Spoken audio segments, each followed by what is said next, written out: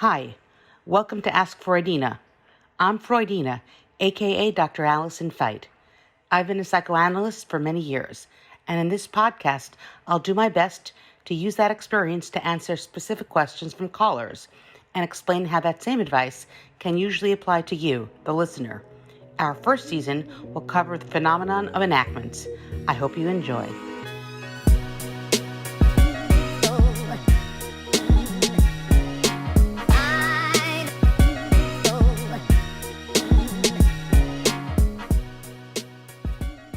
Before we get into the calls, I just want to mention that with all the episodes we'll be releasing, there will be an accompanying mini episode we're calling Shrinkthink, in which I give a more technical, theoretical, and detailed explanation of the concepts I'll be discussing in the main episodes.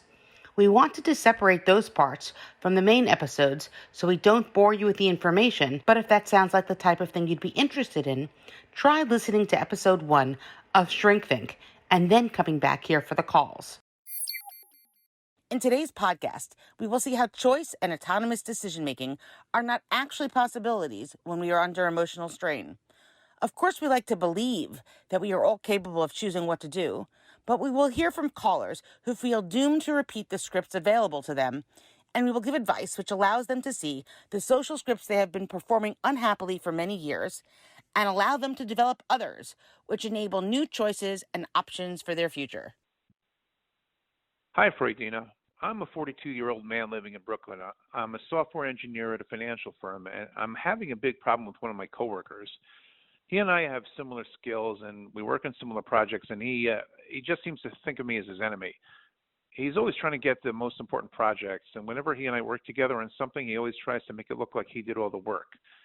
I'm not worried that this is going to impact my performance review or my chances of getting a promotion or anything like that, because it's clear to me that our manager doesn't fall for his BS. It's just that it's getting to the point that I hate showing up for work in the morning. I've tried to make friends with the guy by asking him to get a beer with me after work, and I try to talk to him about his kids, things like that, but he always says no to the beers, and he always acts like he's too busy to chat. Is there something I can do to make this better, or should I just start looking for a different place to work? If you don't find a way to make this better, you're going to find a different place to work? Really? Your boss seems to like you, you sound like you like the job, but the guy gets under your skin. You do seem to get that your response to him getting under your skin is completely out of proportion to the level of emotionality most people feel with their coworkers. It seems to me that if people work with people they like, they tend to think of it as a huge bonus, but I don't really think that most people are that caught up with the people they work with. You ask him out for a beer, inquire after his family life, and feel rejected and angry that he doesn't reciprocate. Maybe he is a jerk, or maybe he's just private and doesn't want to have that much to do personally with the people he works with. I really don't know, but I must say that other than his rejection of you, you haven't really mentioned a way that he clearly wronged you. So it seems that he is a jerk simply because he makes you feel terrible. I do want to note that this may have to do with his conduct, but I'm guessing that he might be okay. It might be you that is taking his lack of interest in you very personally, and it's obviously making you quite upset. You said that your boss gave you a favorable performance review, which is wonderful. You're getting whatever validation from the outside that you might need. So why is it that you're so caught up in the tangle of emotions with this guy? And why do you feel so intensely? I think what you're presenting is a classic enactment. Perhaps you had a brother with whom you were vying for attention, and despite the fact that your parents always told you that you were doing great and that they were proud of you and did not reward your brother's antics, something about the way in which the two of you related made it more important for you to get his approval rather than that of your parents. This is only one particular example of the antecedent of the enactment, but as you can see, once you look for your pattern in childhood, it will probably leap right at you. It might not have been with a brother, but it's going to be something pretty close. Chances are it was barely unconscious at all, and something you have a pretty good access to. With this example in mind, you can see that you and your boss and your colleague are playing out a scenario from your childhood, so your colleague, who in the example I gave you is like your brother, is vying for success. Your boss/your parents are not rewarding him, but it is not your parents' or boss's approval you really want. It is the approval of your brother. Sometimes the approval of a peer group really early in life is more important than that of authorities, and our earliest peer groups are certainly our siblings. When we enact patterns from our childhoods and certain feelings are triggered in us with adulthood, we lose sight of what's actually happening in reality. We find ourselves playing out the intrapsychic dynamics of the interactions of childhood. What this actually means for you is that we unconsciously act out the patterns or scripts that we're stuck with from earlier on in life. So you're probably asking, what is the way out of it? Well, in psychoanalysis or therapy, the way out is through understanding and thinking through the way in which the relationship itself played out. Once we unpack our baggage, we won't be burdened by it anymore. In this case, I am hoping that if you think about the way in which you feel around this guy, you might be able to think about situations earlier in your life where you felt the same way. Usually with such entrenched patterns, there's like a series of times you may have had similar behavior, and being able to see the patterns will help you find your way out of the emotional maze that you find yourself in. Follow your feelings, literally, and you will find your way out. Hello, my name is Zachary, and I'm calling because I have really a dating question. I find myself, there's something seems to be happening between like the first date and the second date, and then after I have sex with them. Basically, I have a lot of attraction. I'm very, very, very attracted to most of the people that I date. I tend to date attractive people. And then when I have sex with them, great, wonderful. And we end on a great note. But then the day after, if I hear that they want to have sex again, immediately I just feel repulsed. If they don't want to have sex again, then the attraction builds, and I kind of want to see them again. There's something about them kind of somehow saying that like the sex was good or the sex was great. It scares me. I feel like I have to live up to this kind of first sexual experience. It also nauseates me. I don't find them sexually attractive anymore when they want to have so much sex with me, even though I did originally. And really what it does, it just sabotages the relationship. The chemistry's gone, and I just kind of turns into kind of a friendship and ends up going nowhere. I realize it's happened more than once, and I'm not really sure what I could do about it. Anyway, help me, Freudina. It sounds pretty awful. Basically, you're telling me that you walk in to each sexual encounter with the knowledge that the best case scenario is that you'll be with someone who you will eventually spurn. I actually really admire you quite a bit because it's hard to do something when you have the inner sense that you'll fail. And it sounds like you're looking for something more of a relationship, whether it's a long-term relationship or a short-term relationship. You do sound clear that at least some of the time you want it to last more than one date. So it sounds really difficult to me to shower, shave, and dress up. And it takes a lot of initiative to rev yourself up with enough optimism that you go through the ritual, even though you're barely suppressing the sense of dread that it'll be another date that will go nowhere. So I think you're asking me why it goes nowhere. I'm pretty sure that's your question. So first of all, I'm taken with your use of the word repulsed. You state that you were repulsed by those that find you wonderful in some way. That is really hard. And first of all, I'm very sorry about that. I don't think it's a huge leap here to say that you, in some sense, are disgusted with yourself, and that in some way, this is connected to the fact that you don't really value others who would want you. So it's a setup of the worst sort, and it seems to have little to do with who you date, as these things always end in the same way. If someone doesn't like you or is lukewarm about you, you expend your time and energy on getting them into you. But the minute they are excited about you, you feel deflated as your own desire is quashed. I hate to bring this up, really I do, because it's an uncomfortable truth, but for most people, finding someone to be with is figuring out how to get the person they want interested in them. But for you, I think the essential question is oddly, how do you get interested in you? What are the things about you that you find repulsive? Because it seems that when others find you okay, you are repulsed by them. That seems to be a reflection of the repulsion you feel for yourself. A second part of this is that there's obviously something about you having to live up to your own self. So you're not as focused as much on the other person. They sound pretty much interchangeable, a series of very attractive dates, as opposed to you being focused on your own self. For most people, that's pretty unusual. They're focused on talking about what the other person is like, what they look like, what they're interested in, and really trying to find the best possible mate or partner for themselves.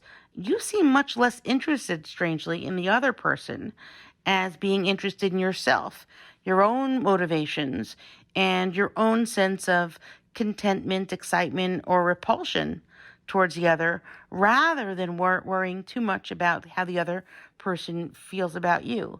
So again, that makes me think again that this is really about something that you're internally grappling with, some sense you have about being repulsed by your own self. Obviously, there's a lot more here, and we're only really beginning to unpack it, but it strikes me that it's worthwhile for you to think about it. It seems to me that the way in which you experience desire is not really in location for another, but rather in you wanting you, you looking at yourself as a lover, and when you're good enough, that being a standard and not wanting to have to redo it or compete with the former you who was a good lover, you seeing yourself in others' eyes, and if they're repulsed by you, you not wanting yourself in some way. It's all rather complicated. But when we talk about self-love or self-acceptance or feeling good in your own body, this might be one of the closest examples I've ever found to how it is that if you're okay with yourself, things work out. And if you're really not okay with yourself, things won't work out. The good news here is that other people seem to like you and find you really desirable.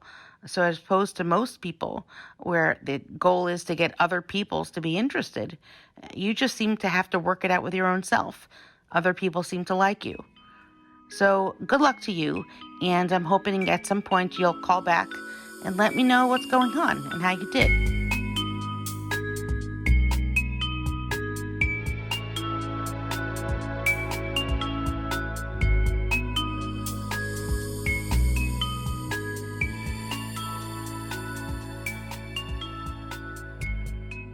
And now it's time for Thoughts from the Couch with my friend, Dr. Michael Singer. Hey, Mike, this is Allie. Freudina. How are you? Hey, Freudina. Great to hear your voice again. I hope you're doing well this week. Totally awesome. Another great day to be alive and well during these uncertain times. How are you? I heard you're holed up in bed. Therapist by day, avid non-runner by night. I'm stuck watching a series. I never watch TV except for the news, but I found myself intrigued by a series about World War II that it brings me back to all of my Nazi readings about concentration camps in World War II from many, many, many years ago. And it's making me think somehow about being housebound in COVID and what it means in terms of getting together. Right. So what I was going to say is there's not enough misery by day, bring it in the form of entertainment. So you could easily be doing something sitcom-y, but not your bag, not your scene. No, let's bring it on, and let's bring it on hard. And it's interesting because a lot of people seem to be leaning in hard into pandemics or other kinds of Holocaust or other trauma-related narratives, and that's actually quite interesting. How sort of thinking about it in an entertainment form seems to be helpful for some people. Do you have a sense of like what that's doing for you? Yes, in a couple of ways. First of all, I feel like the pandemic and the isolation are probably commanding 15% of my mental bandwidth, whether I like it or not. And I would like to be able to acknowledge that and to let it come forward when as my moods change much more rapidly during this isolation.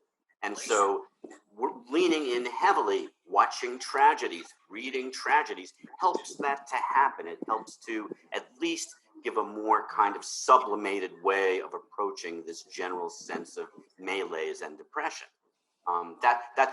That's how I've been looking at it. And so I've been wondering about ways that how do we manage to get together during this crisis? Now, I think it would be a good time for us to talk about what are the rules and regulations of this isolation. And maybe it would be, to me, it's been very interesting thinking about the new New York City guidelines about what is safe sex during the age of Does that intrigue you at all? It totally does. It totally does. But I'm actually even interested in the first thing you raised, which is what you're leaning into in terms of television and entertainment. Could we do that first, and then maybe we'll do the New York City guidelines and other guidelines across the country next? I think Sure. you and I were talking earlier about sexuality and kink and what's become sort of the normative hookup. But I'm totally interested in what you said, and you faded out, of course, at the most inopportune moment. Thank you so much for the powers that be that regulate internet and phone activity during this time. But I sort of was teasing you, as I want to do, about you leaning into Holocaust and tragedy. And I should mention that you're of a Jewish background, so that makes sense. That's your own space to go to. And then you said something about it taking up 15% of your mind space or something like that. Yes. And it was helpful in some way. Do you mind telling people, because I think, I mean, you and I have heard from lots of different folks who are leaning into different kinds of cultural narratives that are difficult. Do you have a sense of why you yourself are doing that? I do. I feel like leaning into areas that trigger my sort of sense of atrocity, trigger my sense of vulnerability and helplessness, help me connect with where we are, not just in terms of COVID, but of course where we also are politically. Observing something that is out of our control, observing the demise of things that we knew, the end of culture, all of these catastrophic events that are in some ways related to COVID, in some ways not related to COVID. And I'm looking toward, I think, historical precedent. I'm looking toward the fall of empires in the past. I'm reading, for some reason, ancient Roman poetry now, which I never would have dreamed of doing in the past. And somehow I find it connecting and attuning and comforting to read about past cataclysms. Yeah, so that's, I think, what's so interesting to me is that we find people are leaning into their own cultural variants of what makes sense. For you, might be ancient poetry of the Greek or Latinate variety. For those of us who are not quite as sophisticated, it might be anime or any other kind of subculture genre. Any and all are acceptable. But what's so wonderful to me is that the ways in which we're different. In the words of Harry Stack Sullivan, we're all essentially more human than otherwise, whether or not we're going into the most random, most lurid sex graphic novels online and ideas of captivity or pandemic, or in the way it's illustrated by particular niche artists, or we're looking into long lost forms of ancient Ugaritic. This leaning into cultural times of genocide or captivity or real difficulty. Sometimes I think people are looking into natural disasters as well, or some of the popular movies about being a pandemic. This newly found desire into thinking about the Black Plague, something that was not really studied, is also. What do you make of that? What is it giving us to have a sense of that this has been here, done it before? It seems to me that there's something about it that we are feeling like this is not quite real. Like when I get into a supermarket now and I look around and I see everyone in masks and I'm also wearing a mask, even though it's been a number of months, some part of me is wondering when the joke will be up. Like, this can't really be the new norm. And for myself, I begin to think about maybe listening to these kinds of things or watching these things. It's almost like I'm prompting myself in different spaces to really internalize what's going on and to see it through different lenses. I'm wondering if that's what it's like for you, or it's a different phenomenon. Well, what that reminds me of is, I think in this time of so many new rules and so many unknowns, I think the ways that we, not just the ways that we walk in supermarkets or the way we look aggressively at people who are not wearing masks, but also sources of interest and pleasure, it seems that we're specifying them more than we used to do. Like it is being narrowed and intensified, so that it fulfills also that 15% of our mental life that has already been co-opted by the situation. I find I've noticed, for example, on sex websites, if we're going to talk about that have interested me, that there are, first of all, advertisements for, I've already had COVID, so I'm safe, you can come home, for example, or I would say very specific kinds of hookups that take into consideration the danger, but that they pre-existed COVID, but now they're becoming more popular. Like, for example, there's one increasingly frequent description of a hookup wanted: pump and dump, no kissing, no physical. No physical contact required except for the specific sex act. And there's a narration. You come in, I am there. I am on all fours. Do what you do, and then you leave. And that seems to be so specific to where we are now. How do you feel about next episode we just devoted to sex and sexuality during pandemic? When I call you next week for our weekly brief, could we do that? Does that sound good to you? Yes, that sounds very interesting. Yes. Okay, yes. Okay. I think it's very important. So just to sum up today's episode, I really would like for our listeners to hear one of the things that I find most helpful is to have someone in my life like Dr. Michael Singer, a well-known psychologist in New York City and longtime friend, a person that I actually enjoy calling. And for those of you not seeing the video but seeing the audio, Dr. Michael Singer is laughing at me. But it's really great to have a friend that you can just sort of call up and say, hey, let's have a serious conversation. But we can also laugh about it, and we can be totally inaccurate, and there's no cost to being totally inaccurate and just enjoying the fun, right? I think we're always making estimates anyway, and some of them prove to be more or less accurate in the long run. Right. So damn good thing we're not doing baking here. It's more of a cooking kind of thing, right? Yes. Oh, I forgot you're precise with cooking too. I am very precise with cooking. I measure everything out way in advance.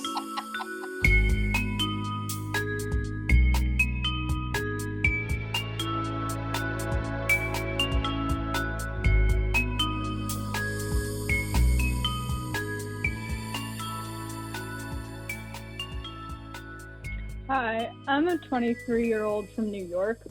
I graduated college a few years back and got an amazing job to work out before going to grad school. I applied to grad schools this winter and heard back this spring with more options than I expected. There were two programs that were particularly attractive to me, but both also had major drawbacks. I'm incredibly indecisive, inherited from and aided by my mother. And whenever I thought I had come to a decision, my mother would try to push me towards the other, and I would chicken out all over again. When the deadlines came, I didn't have the heart and accidentally told both programs I was going. Then the pandemic started, and I quickly came down with corona, which I've had for the last 10 weeks.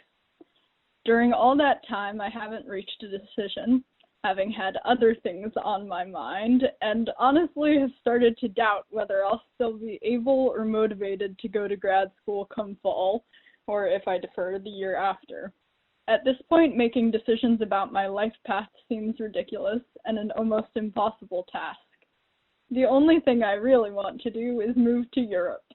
But I also have two grad school programs, which may or may not open physically in the fall, who think I'm coming and who I have not been in touch with since. What do I do? Thanks. Well, congrats on more grad school options than you actually needed. Although it may not seem like a problem to some, I really do get it, because too much of a good thing is not actually pleasurable in the long term. Decisions are really hard and even painful at times, and many neuroimaging studies have noted that parts of the brain that are associated with pain are also often associated with indecisiveness. When something painful happens, like you step on a thumbtack, you register it first in your thalamus, which sends it to the limbic system, which is the emotional center of the brain. Pain makes you cry because feelings are associated with every sensation you encounter, and each feeling generates a response. Your heart rate may increase, and you may break out in a sweat, all because of a thumbtack, or if you're thinking along the same way I am, because of a decision about grad school. You are wonderful with words, and I absolutely want to ape your language. Incredibly indecisive, inherited from and aided by my mother. But ignoring my urge to heap upon you accolades for a well-turned phrase, I do want to take on the issue you raised. So let's start with your indecisiveness and your mother. It seems clear that you already know this, but your mom's indecisiveness was inbred in you from a young age. I'm guessing that when you went to the ice cream store and she asked what flavor you wanted, if you asked for chocolate, 15 seconds later she was asking you to think about the relative merits of vanilla. Yes, your mom second guesses you, and my guess is that she second guesses herself. And although this is also just a guess, I am also guessing that this is a pretty good one. But why are people indecisive? And why does indecision cause us pain? People are indecisive because they feel the need to figure out the absolute best thing to do. Part of this lies in some unconscious belief that one is objectively better than the other, and that with enough time and diligent exploration, you'll come up with the right answer. But that's simply not the case. Indecisiveness pretty much keeps you locked in place with a slightly glazed, dopey look about you. So instead of the 50-50 chance that you would get the exact correct grad school, you have a 100% chance of doing neither. In fact, picking the right move is hard because for every decision we make in life, there is always a road not traveled by.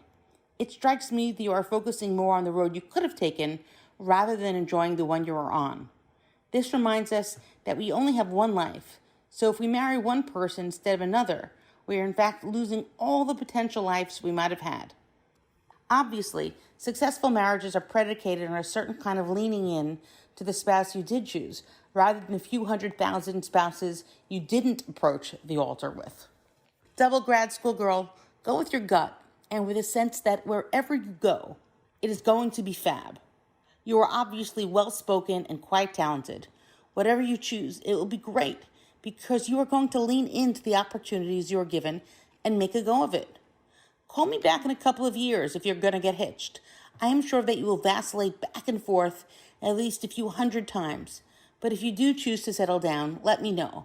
I can't wait to hear all about your career and personal success. First of all, thank you so much to our callers. I hope that today's episode shows you that the particular issues you bring up that cause real pain are in fact representative of other relational problems you may be having, and that many of us listening to this episode see ourselves in them as well. We really appreciate you sharing. In other words, the kinds of things that bother you today are in fact the kinds of things that will bother you lifelong unless you unpack your baggage. I suppose that sounds kind of grim, but in fact, I feel quite hopeful about it because I've seen many people break the patterns that were plaguing them once they started paying attention to their actions. For example, double grad school girl is stuck in a repetitive pattern where she's unable to make a decision. Her internal battle, arguing for and against decisions, back and forth like a ping pong ball, is also enacted with her mother, where a grad school girl randomly chooses one school to argue for and her mother then argues for the other, kind of randomly. The indecision in her mind is partly a result of the indecision that her mom had. It's pretty easy to see that unless grad school girl sees the pattern she's enacting, she is likely to enact it with her future spouse and her own kids. Grad school girl, you simply need to flip your script. Now that you know to look out for this pattern, you can easily pursue other choices. It really bothered me that you seemed unable to go after the things you want. And I feel like your inability to let go of the life you might have had you chosen something else is really going to hold you up. I think you could just decide to do it differently. Pick any school, at random if you must. I'm guessing that both of these are really good schools. Pick one and just enjoy the heck out of it. Your indecision was imprinted on you like a baby duckling early in life when we internalize basic ways of being in the world. But you can see the pattern isn't really working for you. Start something new. Share this with your mom. I think it will be worthwhile for the two of you to have a conversation about how you've experienced the world so far and how you'd like to experience it in the future. I bet you this is the one thing you and she can definitely agree upon. We also heard today from the hookup artist, who apparently has little trouble getting people into bed and enticing them to want to return, but his own self-loathing, disgust, and inability to like himself have led to an inability to form a relationship with anyone who likes him back. I'm not quite sure what happened to you early in life to make you become this way, but you are definitely enacting some pattern because you did not feel loved and valued as a young child. Something about the way you understood your interpersonal environment led you to feel that you were in some way repulsive. There is a real sense that you don't like who you are, so anyone who likes you is by default someone you despise. Ultimately, the lack of self-worth leads to loneliness, but perhaps even more seriously, an estrangement from your own self. So the next time you're triggered this way and find yourself initially excited by a new date until the point they like you back, try to think of other times you felt this way, especially if there's someone in your life that you have this pattern with from early on. Perhaps it's a sort of push and pull where you wanted their attention, and then once you got it, something happened that made you want to reject it. I feel like figuring out what it was that led from desire to repulsion is going to go a long way towards breaking the enactment, and that will enable you. I feel like figuring out what it was that led from desire to repulsion is going to go a long way towards breaking the enactment, and that will enable you to flip your script and pursue a new relational course with potential partners that you meet in the future. And last but not least, there is our very first caller of the day, whose reaction to his coworker was way out of proportion to the relationship. It sounds like the caller was a pretty intelligent person, so I am hoping that the reality check was really helpful here. Rather than focusing on whether you should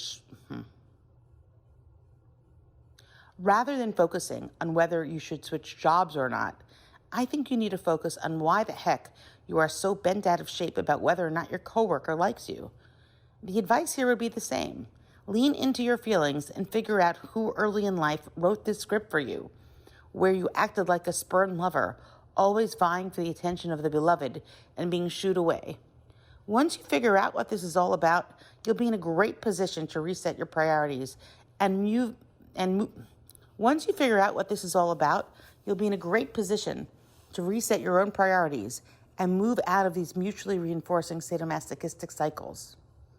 As you can see, today's calls are all examples of enactment. The National Institute of Health defines enactment as a pattern of nonverbal, interactional behaviors between two people that have subconscious meaning for both of them. Very simply, we learn scripts early in life and are doomed to repeat them.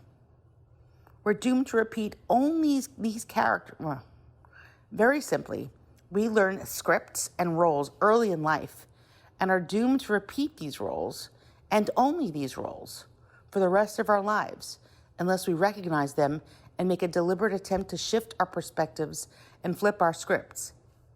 This is Freudina, and remember, your unconscious is speaking to you. Tune in. Thanks for joining me this week.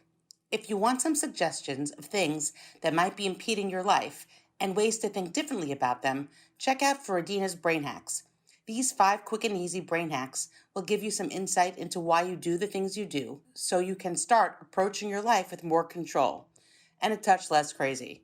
Grab them at www.freudina.com/hacks. If you are enjoying the conversations we are having here on Ask Freudina, let me know. Head over to iTunes and leave me a rating and review. The more love we get, the more people we reach. Thanks for your support, and I'll see you in the next episode.